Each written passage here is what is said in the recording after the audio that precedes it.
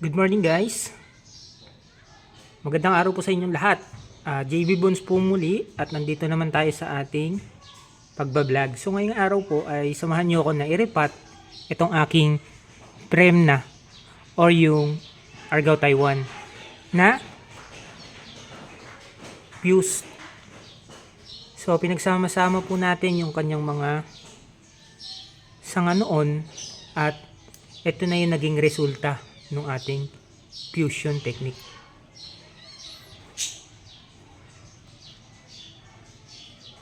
So ito po yung kanyang height. So isang dangkal lang yung kanyang sukat.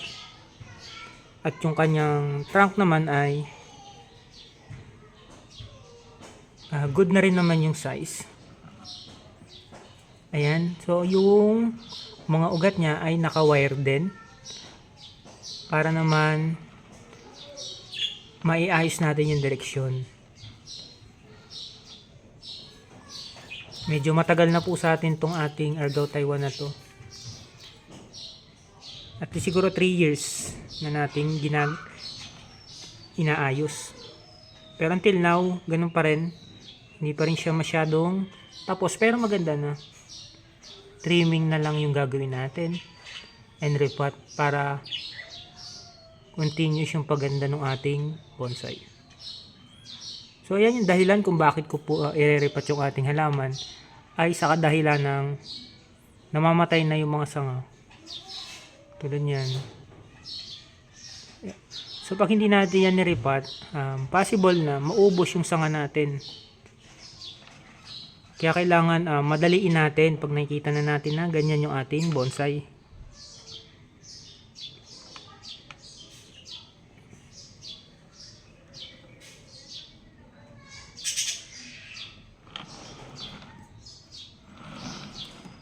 Yan, tara guys, ripat natin.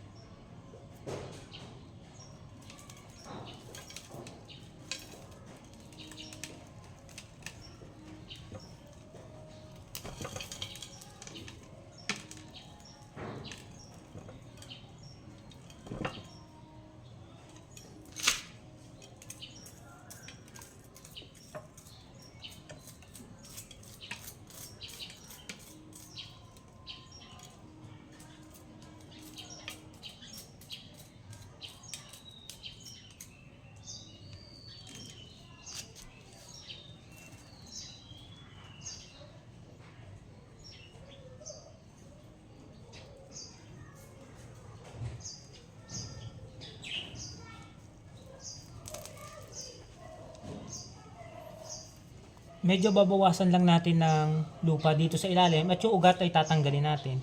Pero hindi totally papalitan lahat ng lupa. So ang pananatilihin natin ay yung nasa ibabaw. So dito lang sa gilid tayo magbabawas ng lupa.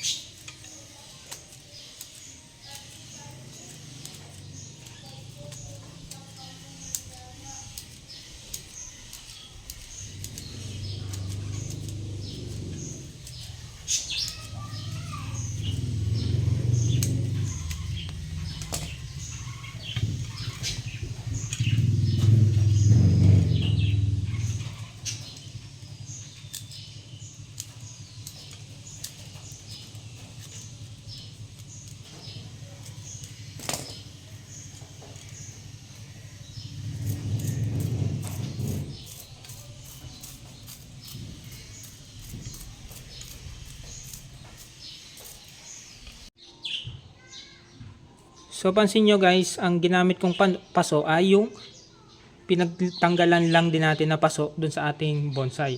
So gamitin lang natin siya ulit. Lagyan lang natin siya ng lupa. So kung mapapansin nyo, naglagay ako ng bato kasi medyo malaki yung butas ng ating drainage o yung screen. So ang nilagyan ko lang ng bato para pag nagdilig ka, yung lupa hindi magdire-diretso ilabas doon sa butas niya. So yun lang naman yung dahilan natin. So yan, applyan na natin ng lupa.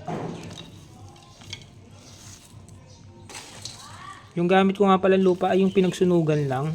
Tapos may mga maliliit na bato akong isinama. Para hindi masyadong mag-clay yung lupa. Kapag laging nababasa kasi, pag walang mga bato, nagiging clay, masyadong matigas. Hindi siya ganun kaganda sa halaman natin. Mahirapan yung halaman na mabuhay pag ganun yung ating ginamit na lupa. Hindi siya buhaghag. So ayan guys. So place na natin yung ating materyales dun sa ibabaw. Ayan, numipis siya. Yan, lagay lang natin. Medyo siksikin.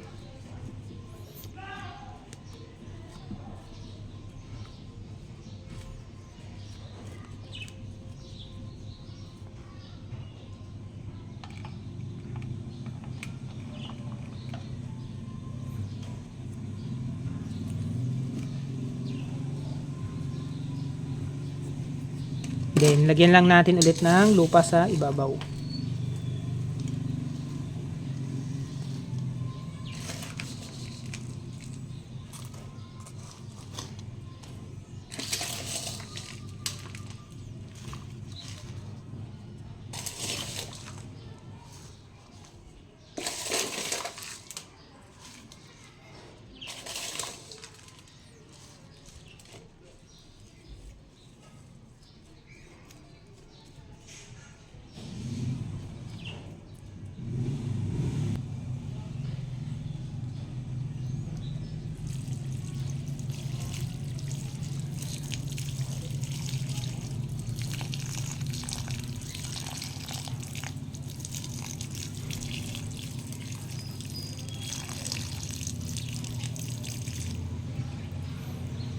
Ayan guys, tumutulo na yung tubig na galing doon sa ating halaman. So ayan, okay na yan. So yeah, bilad na natin ulit.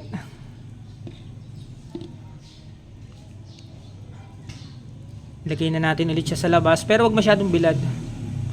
Baka mabigla yung halaman natin, baka ma-shock doon sa init ng panahon, mamatay. Medyo shaded area doon natin lagay, pero naaarawan na kahit papano para hindi naman mabulok yung ugat. So yan, matibay naman po yung argaw, hindi naman yan mabilis mamatay. Hindi katulad ng mga sensitive na mga bonsai materials natin katulad ng sampalok. So yun is talagang mabilis mamatay. Ito namang ating argaw ay subok na subok. Talaga namang survivor to. Yun lang, salamat. Thank you.